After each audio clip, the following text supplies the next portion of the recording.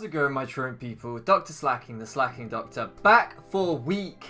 Well, it's not week anything this week. It is the semi-final of the playoffs in the LTC. That is the low-tier championships, formerly run by my friend Foss, who unfortunately has had to retire from the Pokemon community, which means that I am now commissioner of the LTC. So we are here in the semi-finals of the league that he transferred ownership of to me before he left. If he's watching, which I don't think he is, but if he's watching, Dean, everyone misses you like a lot. But we completely respect your decision to retire and focus on your uni stuff. However, this week I have to shout out my man Gareth, because we are going up against Gareth, coach of the... damn, what is his team name? I know his team name. What is it? The Glasgow Polytoads, because Gareth is our favourite Glaswegian, our favourite Scotsman in the Pokemon draft community. He is such a cool guy, and we're going up against him today in the semi-final, which is just crazy. And I'm going to have to adjust my glasses because they're driving me insane. I don't know if you guys can tell, but I am struggling already. What is going on? I feel like they're on crooked. Anyway, you don't care about that. This is the semi-final, the first time we have ever made playoffs on the channel, and we got a bye round one because we finished top of our group somehow. Thanks to memes, we finished top of our group, and we got a bye in the quarterfinals. So we play Gareth in the semi-final, who knocked out Rocky Rolo, I believe he knocked out Rob, who was our final opponent, which you guys didn't get to see, unfortunately. If you don't know why, it's because we lost the replay for that game. Neither he nor I uploaded it, and we both had to rush off after the battle. So that game is forever lost to the archives. No problem, because it was well over 100 turns, if I remember correctly, and I did not want to record commentary for it anyway. So there we go. But taking on Gareth, you guys might remember when we played him earlier on in the season. His team consists of a Delphox, which is his Z user, Mesprit, Kingler, Mudsdale, which he sniped from me, Misdreavus, Carnivine, which is a new addition, Dragonair, Drapion, Aromatisse, Crustle, Primate, and Ampharos, which is another new addition, which is now his Z captain. What that basically means is that Delphox can use offensive Z moves, Ampharos can use things like Z Heal Bell, which I think heals HP, and other status Z moves as well. So really cool team, a couple of new additions, which I expected him to bring against me entirely. I knew that from our first battle, both of us were going to have to mix it up slightly, what we brought, what we didn't bring. And if you guys remember that game, we just narrowly lost 1-0 because of a burn on our Hypno and I think it was like a Dragon Dance Dragonair with rest. So we were very close. We were very close to actually beating Gareth. However, we didn't quite get it. Some RNG went against us. He played very well. It was one of those where, 6 of one, half dozen of the other. But we have a chance for redemption, a chance to prove that despite sniping half my draft, we can still beat him. So that's what we're going into the semi-final trying to do. I have waffled on long enough. Let me talk you through the team. Shout out to my front office who... Checkmate Ben helped me with this one. He in particular gave me a few mocks, which led to one major change, but 5 out of 6 months here just stayed the same throughout because I just felt like it was the best thing I could bring. I wasn't super confident in my matchup, but... so starting off with Swellow, Maribella, our Swellow. Can you believe, guys, if you were around for the Doctor Lock and you remember that series where Maribella the Swellow carried us to our first ever series on the channel, now she has carried us to playoffs for the first time ever. If I didn't already love Swellow, which I did, I just adore her now. Like, just one of my favourite Pokemon, and definitely just an icon on this channel for me personally. I don't know how you guys feel.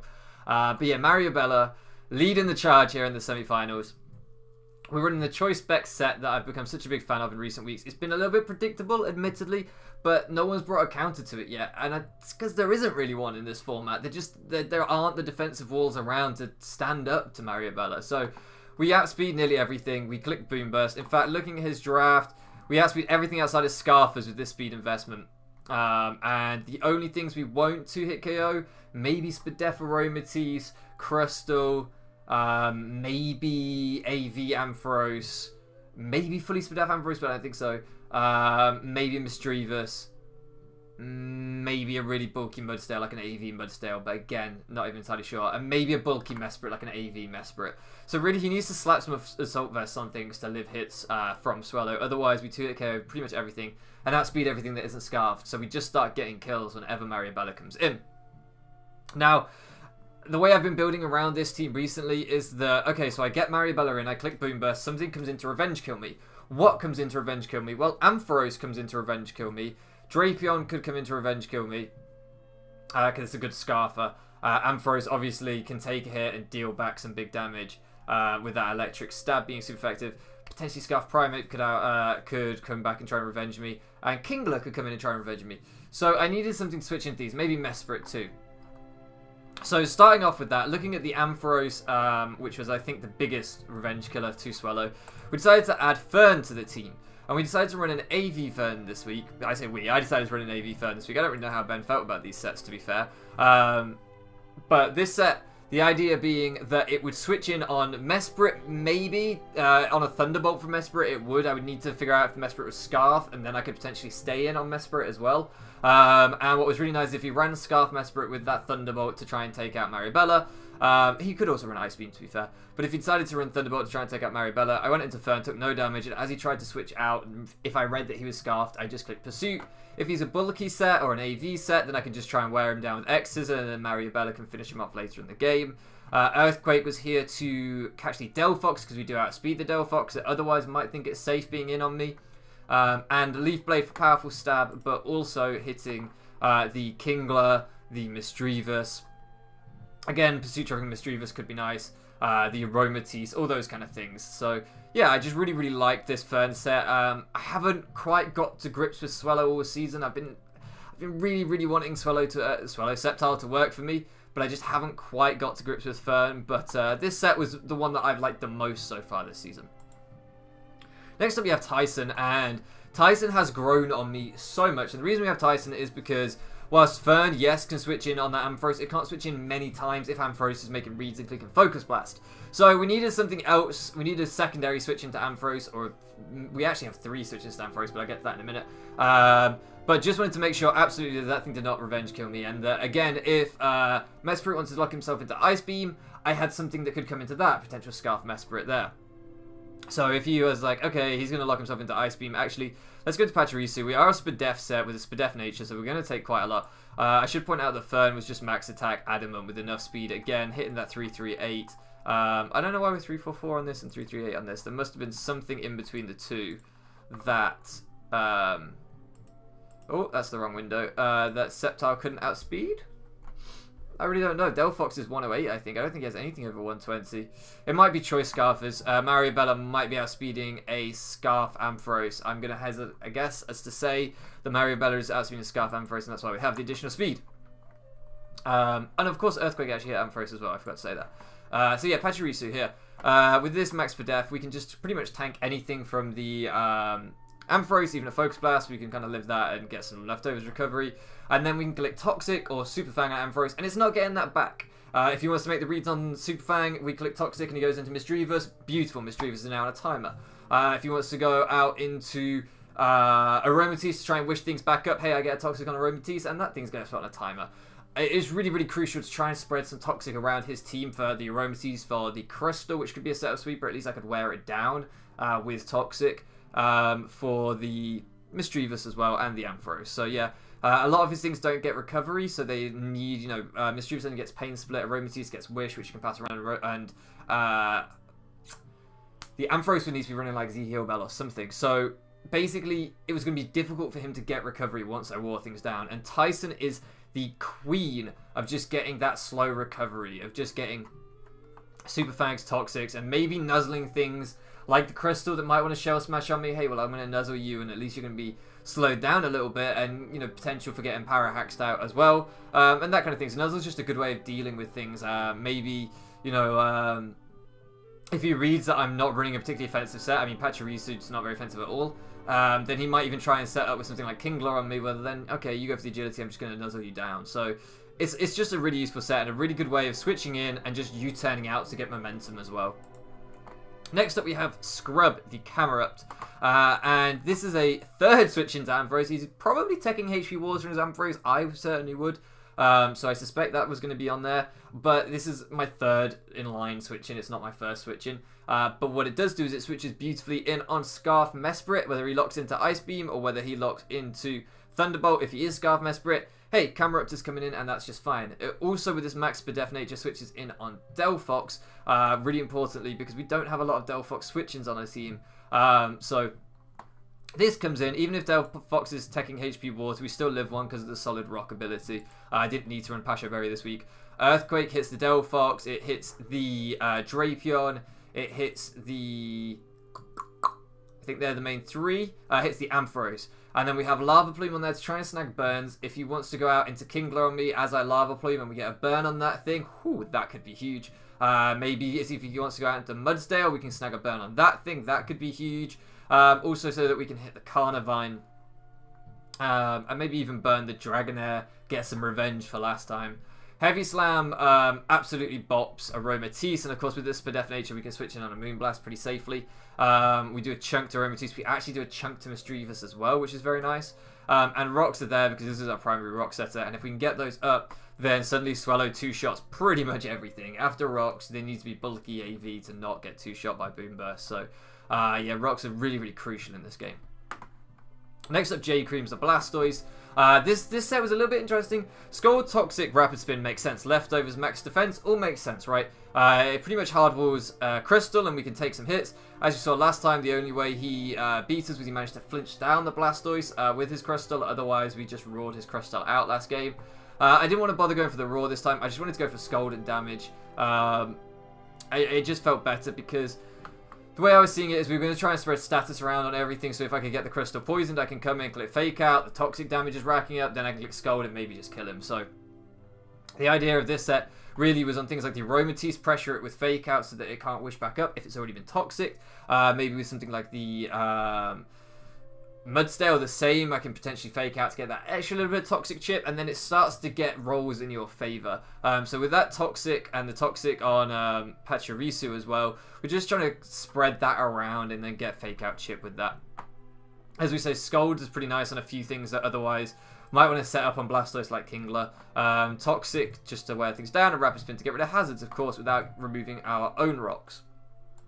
And then last but not least, this was a late addition, which I added after my mock with Ben, because I realised that I kind of lost the Scarf Primate. At this team, the only switch into Scarf Primate, or the only thing that really lives the Scarf Primate hit is Blastoise, and Blastoise needed to do other things too. So I really needed something that could come in on Scarf Primate. Now, if you wasn't Scarf Primate and you went for Poison Jab, that's fine. I can lose Granbull because ultimately his other mons aren't nearly, or without the Scarf, I'm not nearly as threatened with my other mons by Primate. You know, Maribella outspeeds it, Fern outspeeds it, so I can really start to put in work against that Primate if it's not Scarf, and if it is Scarf, he has to make the big read and go for the Poison Jab. Unfortunately, with the Intimidate ability, I do boost him on his Defiant, but I thought the Intimidate was worth having also for a Crystal setup sweeper, because if Primate was choiced and locked itself into close combat, it didn't really do much even with the Defiant boost. So that's why we got the max defense with a little bit in attack, just to make sure that play rough OKOs things, or 2-hit KOs things as well. Thunder Wave to try and slow things down. Things like the Scarf Mesprit that I mentioned, the Scarf, if you wanted to bring Scarf Delphox, if you wanted to bring Scarf Primate, if you want anything that I could think could be Scarfed and I don't want to make a hard prediction, I just click Thunder Wave and then at least something is getting T-Waved on his team. Taunt there to try and shut down the Aromatisse that otherwise might be able to wish up on me, which would be a potential problem. And Heal Bell to restore the rest of the team. Ben in one of his mocks brought Thunder Wave on Misdreavus. Getting Maribella or Fern Thunder Wave was an absolute nightmare. So Heal Bell's just there so that Maribella can stay in and go for those 2-hit KOs without needing to worry too much about what else happens to it, which is really, really important. I've got to say, the rest of this set is Toxic, so that I can help wear things down, as I say, with J Cream's Fake Out. Sleep Talk, I didn't mention what that was for, but he does have the Carnivine, which I think could be clicking Sleep Powder in this game, and I don't need any of the coverage moves, so Sleep Talk is fine, just to make sure that I don't get shut down by Sleep Talk, although I have the Heal Bell as well, or by Sleep Powder, sorry, although I do have the Heal Bell and U-Turn for Momentum. So that's the team. That was such a long explanation. If you can't tell, I am super nervous. This is a semi-final. We have never been in a semi-final before. I want to get revenge on Gareth so bad. But I hope you guys are excited. I know I am. Without wasting any more of your time, let's jump into the actual battle. So here we are in the battle, guys, and as you can see, he has decided to bring the Delphox, the Mudsdale, the Carnivine, the Mesprit, the Misdreavus, and the Ampharos.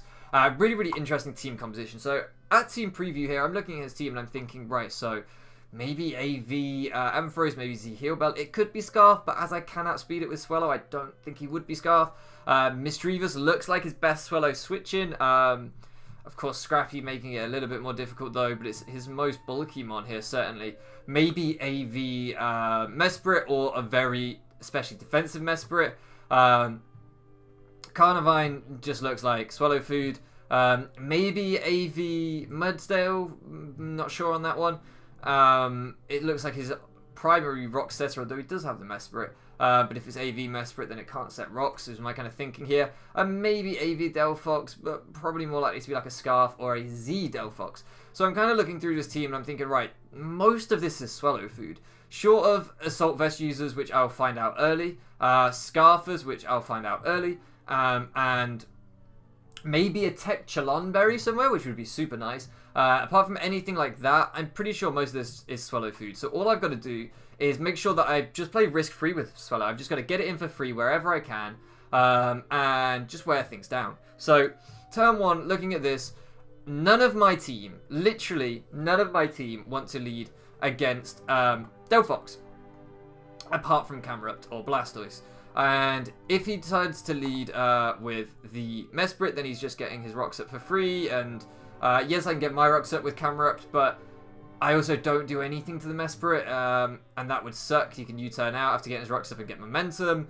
I just didn't like that lead at all. At least if I lead with Blastoise, I can Toxic the Mesprit. So I decided to, and of course, if he leads with Mudsdale, try and get rocks up, because I thought if he leads with Mesprit, then it's probably rocks. But if he's AV Mesprit, which I think he might be, then Mudsdale is his best potential lead, because that would be his rocker. So I wanted to make sure that I counter-led his potential rocks lead with either Toxic or Scold, and that I didn't lead, that he didn't have anything he could lead with that just completely ruined me. Nothing on this team hard beats Blastoise apart from Ampharos, which I have 3 switch-ins to. So that's why I really decided that Blastoise was the best way of me getting early momentum in this game. So we decided to lead with J-Creams. And he does lead with the Ampharos, which just sucks. It really sucks. That's the only thing that's a problem. But we can go into Pachirisu. And he goes far after Toxic, smart play, and he misses. Whether that miss matters or not, we'll come back to. I can fire off a Super Fang here as he goes for the Toxic. Get him down to 50%. Important chip there. And then I'm just going to fire off a Toxic of my own, expecting him to switch. And indeed, he goes into Carnivine. That's really good, because if this is a sub-Leech Seed lefty set, I want to make sure it gets worn down. But we do see the Toxic damage go, and no leftovers, I think. I think Toxic damage goes before leftovers. Not entirely sure on that. We'll see now. Oh no, we see the leftovers pot this turn. So we do, I was going to say, I thought in the game I had a suspicion he was a lefties set. Basically from the knockoff damage, you guys, I'm just going to rewind it slightly. You can see this knockoff damage when it comes through. It does 31%. Now 31% tells me that he looks like he's not particularly offensive, if I remember correctly. It looks like he's a bulky set. The problem with Pachirisu is until something hits you, you don't get a lot of information, which sucks. But at this point, I'm like, okay, I think this is a bulky set. So I'm glad that I've just Super Fanged this thing down, because his leftovers pop here as well. And it just shows to me that he could be a sub-seed variant, so I'm glad we've worn him down instantly. And now we just fire off the U-turn. It's going to chunk down the Carnivine, but I think he's going to try and switch out and preserve the Carnivine for later. And indeed, he goes out into Mesprit. And now I can just fire it off X's on this Mesprit, see what kind of Mesprit is. If he's Scarf, he's not going to Oko me, but I can at least find out some information. And it turns out to be a slow rock set, probably Spadef. Definitely from these rolls, he seems to be bulky, but I 3-hit KO. But he's actually packing the Resto Chesto, and I'm like, okay, well, that's not the end of the world. I can still keep just clicking X's, and it's still a 3-hit KO, and he hasn't yet shown me the Ice Beam. And he actually clicks Psychic here, which makes me think that maybe he doesn't have the Ice Beam. Maybe he is Thunderbolt for the Swallow. Which means that although we both 3-hit KO each other, with my superior speed, I 3-hit KO him first. So really, I'm happy to make that exchange there. That's a pretty bulky Mesprit from what I could tell, probably specially defensive. So that is one of the few things in this draft that maybe doesn't get 2-hit KO'd by Swallow, and I've just taken it out. So now I'm looking at it like, okay, well, Ampharos is down to 57%, and it's not Scarf. That's 2-hit KO by Swallow. Carnivine is down to about 50% as well. That's one shot by Swallow. Misdreavus is the only thing, and maybe Mudsdale, that I don't think I'm 2-hit KOing with Swallow at this point. So that pretty much means every time Swallow comes in, it gets a kill. And here, he decides to go out into the Delphox. Now, I'm faced with a little bit of a conundrum here. I don't really want to sack Fern. Leaf Blade is still really nice for the Mudsdale. Earthquake is still really nice for the Ampharos, and X-Scissor is still really nice for the Carnivine. I know I can click Earthquake on this Delphox, and I'm going to do a chunk, but I suspect he's probably Scarf Delphox from the way he's brought it out. And I don't think I ever OHKO with Earthquake. I think unless he's a negative defense nature, which I don't think he will be, there's no reason to run mixed Delphox. So I don't think I ever OHKO with this Earthquake. I think max roll I do about 87%, something along those lines. But I think, well, do you know what? Rather than sacking anything else off to this Delphox, losing momentum and not getting any damage on it for later on, let me find out if he's Scarf and just go for an Earthquake. So we do click the Earthquake, and we actually crit the Delphox, which does matter in terms of the damage roll, because he would have killed us, obviously. I mean, if he was running Fire Blast, there was the chance he might have missed Fire Blast, of course, but assuming he landed Fire Blast, he would have at least killed Fern, which would have then given me a slightly different scenario, where basically I would have gone into Camerupt, and then gone for my Stealth Rocks, and then tried to wear the Delphox down a bit longer over the game. Although now that I know it's not Scarf, it never beat Swallow anyway. Swallow with enough chip could just boom burst it. So, and I had enough pivots around to make me think that I could have handled Delphox. It was super unlucky, and it definitely put me in a commanding position here. But how much it changed the result of the game, well, we're going to go on to see.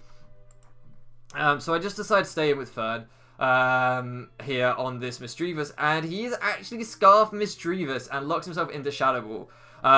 Scarf Misdreavus was ballsy. That's what it was, because it was one of his best defensive checks to me, and he's brought it as a Scarfer. It caught me completely off guard.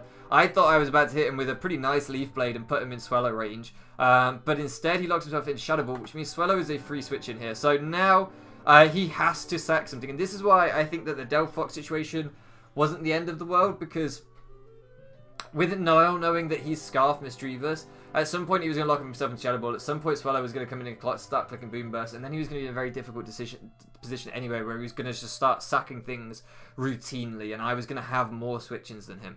So now I can just click Boom Burst, and he has to let something go down. He starts to go into Mudsdale here, which, Gareth, if you're watching, I think this was a slight misplay. I'm curious to know why. In my opinion, sacking like the Carnivine off and then Mudsdale could have lived one and Rock Slid me the next turn. Rock Slid me? Rock Slided? I don't know. That would have made a little bit more sense, but I think the crit probably affected him, which is completely fair. So this thing does get to KO, or he didn't know I was Specs. We get another crit there, which of course doesn't matter. That crit does not matter. We've just seen him first roll did 55%. There was no way I was doing 45 the next turn. Now he goes out to Misdreavus, and I'm pretty sure this is a Thunderbolt, so I just go out into Camerupt, and it is. It's the best coverage that he gets for me. If he goes for the Ice Beam, that's fine, because I'm going to eat that as well. And now I can just get my Lava Plume off. The reason I went for Lava Plume is because if I clicked Earthquake, I wasn't hitting Misdreavus anyway, so I don't know. It just showed him, hey, I'm picking Earthquake, you can go out into Carnivine and take one, which is a Levitator as well. But if I just click Lava Plume, I either get more chip on the Ampharos, which is at 57 already, or I get more chip, or I just take out the Carnivine. So there was really no reason to overpredict and go for the Earthquake. Lava Plume was just a safe play. So we just fire off a Lava Plume, get back up to full with the leftovers as well, which is really nice. And now he goes out into the Ampharos, and I know that I can take a HP Water, because it's not going to do that much to me. And I just fire off an Earthquake. We get another crit. Again, I don't believe that crit mattered. Certainly didn't change the outcome of the game. Whether it changed the KO, I don't think it did. And now he has to go back into this Misdreavus and lock himself into Dark Pools. His best play being to try and flinch me down. And now here I go for the Heavy Slam. And I'm aware that Lava Plume could probably have done more. But what's really, really crucial to me is that I don't want to burn this Mischievous. Because worst case scenario, I can go out into Blastoise. I always live a Dark Pulse. I can click Toxic, and I can start just letting Toxic damage wear him down. And I have enough pieces to recycle around to make sure that the Toxic damage will take him out. Now, there's no reason I need to do that. Swellow can come in and click Boom Burst, but just in case he wants to flinch down everything on my draft somehow, I want to make absolutely sure that I can Toxic him, you know, unless he literally flinches down everything, I don't even get a Toxic off. But Blastoise is the most bulky thing on my team remaining, and was likely to live a few flinches even. So that's why I don't go for the Lava Plume, I just go for the Heavy Slam. And he just keeps clicking Dark Force, of course, Scarfed in at this point.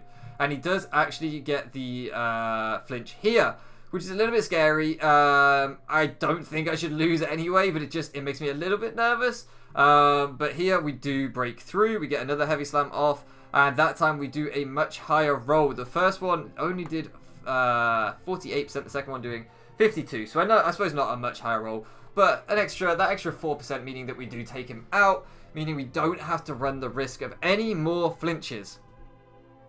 So somehow, guys, from being like, I think we were 1 and I think we had lost 1-1, lost 3 at one point this season. We were 1-3 going into the 5th game.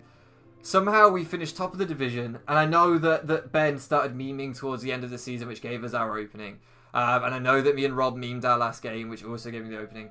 But I'm still really, really proud of the fact that we've never made playoffs before. We started this season pretty badly. We got really unlucky against Quillfish, against Gareth.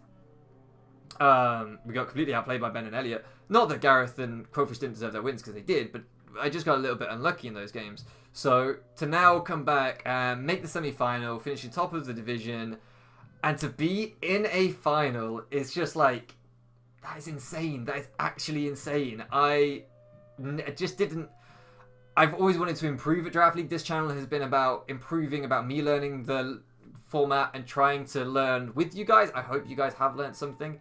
I feel like maybe I don't reflect enough these days on it, but anyway, we are now in a final, which was just so unexpected, and we are going up against Checkmate Ben. We are going up against the man that I am in call with pretty much every week, building for PBA, for LTC, for ABC, whatever league it is.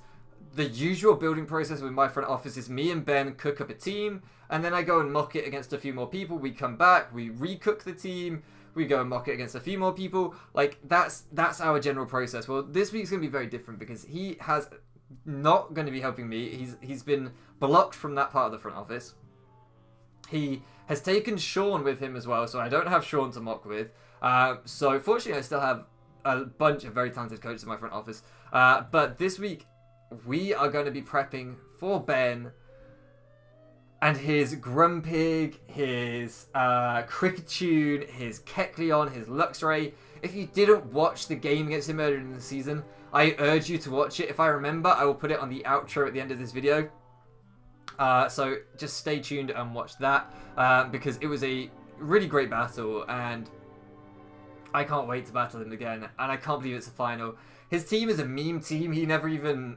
I don't think he even meant to get to... Well, I think he did mean to, but he didn't think he would, I don't think. I don't know. But he drafted a bit of a meme team. So we actually have a chance. Although he is a phenomenal, phenomenal draft league player, we genuinely have a chance at a championship because he would admit that his draft is not the best. My matchup is pretty nice. So all we can do is go into that game and try and do our best. Try and do our best to beat him, see what happens. I hope you guys are excited. I know I am insanely excited. Insanely excited. If you are excited, and if you made it this far in the video through my mad ramblings, then let me know down in the comment section that you are hyped to see a final on the channel. Did I say that right? Yeah, final on the channel. I thought I said a channel on the final. Yes, a final on the channel for the Lake District Spirits, and it's so perfect that this and PBA are the two leagues that I'm using this team name in currently, and then just going to retire it for a little while to continue with the Bowland Bovines. So, yeah, the fact that we've made a final with the Lake District Spirits in a low-tier league just feels awesome. Insane. Anyway, guys, I'm going to shut up because I'm just gushing at this point. I'm so excited. I'm honestly so excited. Shout out to my front office for helping me get here. The leaps I have made as a draft league player are entirely down to their help. Yes, I know I have to play the battles on my own, but I wouldn't have learned half the stuff I've learned if it wasn't for them. They've taught me so much. So Very, very grateful to them. And hopefully we can snag something, guys. I'm going to shut up now. I'm going on too long. Thank you so much for loafing around with me, and I'll catch you again next time.